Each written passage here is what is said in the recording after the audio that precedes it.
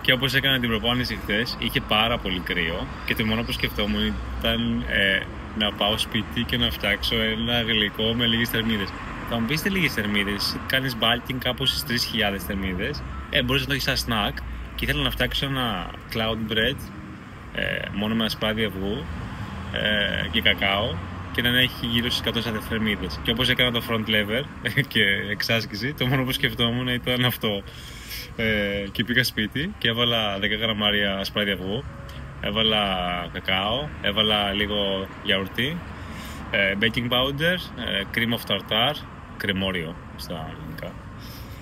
Τι άλλο έβαλα, baking soda, τα χτύπησα καλά για να γίνει το fluffy το egg white, air fryer, 15 λεπτά από τη μία, 15 λεπτά από την άλλη και γίνεται το αποτέλεσμα που βλέπετε από κάτω στην οθόνη και έχει γύρω στις 100 θερμίδες και γαμό. Πάμε.